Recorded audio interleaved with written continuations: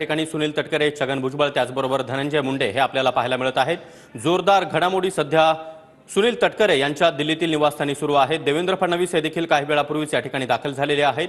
अजित पवार, प्रफुल्ल पटेल हे देखील या ठिकाणी उपस्थित आहेत। दरम्यान अजित पवार गटातील सुनील तटकरे असतील, प्रफुल्ल पटेल असतील यांना अद्यापही मंत्रिपदासाठी फोन आलेला नाही आणि त्याच पार्श्वभूमीवर अजित पवार गटाची समजूत काढण्याचा कुठेतरी प्रयत्न सुरू आहे का असा प्रश्न त्यामुळे उपस्थित केला जातो आहे।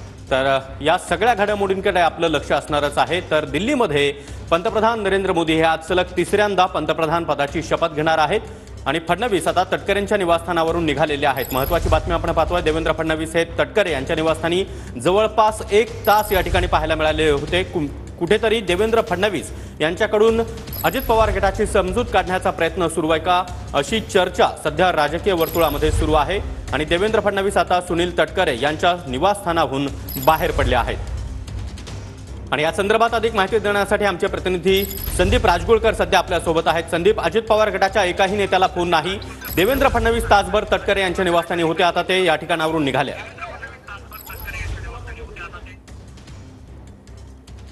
आत्ताच सागर काही वेळापूर्वीच बाहेर पडलेले आहेत। शपथविधीला काही तास शिल्लक असतानाच एक महत्त्वपूर्ण बैठक झाली असं म्हणता येईल। सध्या सुनील तटकरे यांच्या घरामध्ये धनंजय मुंडे, छगन भुजबळ, सुनील तटकरे स्वतः, प्रफुल्ल पटेल, अजित पवार हे सगळे नेते होते आणि या नेत्यांना भेटण्यासाठी उपमुख्यमंत्री देवेंद्र फडणवीस हे या ठिकाणी दाखल झाले होते।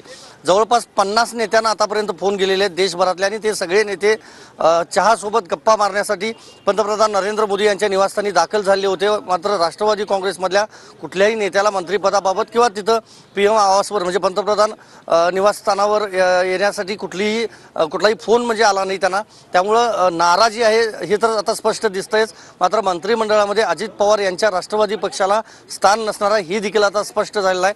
महाराष्ट्रातनं इतर जशी नावं पुढे आलेली आहेत तसं राष्ट्रवादी काँग्रेसमधून नाव पुढे आलेलं नाही। आता बघावं लागेल नेमकी इथं काय चर्चा झाली। देवेंद्र फडणवीस हे प्रतिक्रिया न देता तटकरे यांच्या घरामधून बाहेर पडलेले आहेत। आता सध्या अजित पवार आणि इतर सगळे जे त्यांचे नेते आहेत त्यांची एक आता बैठक त्यांच्या निवासस्थानी सुरू आहे। सागर, नक्की संदीप, काही वेळापूर्वीच प्रफुल्ल पटेल यांनी माध्यमांशी संवाद साधलेला होता, त्यावेळेस आपल्याला फोन नाहीये मात्र आपण फोनच्या प्रतीक्षेत आहोत असं देखील प्रफुल्ल पटेल यांनी म्हटलं होतं।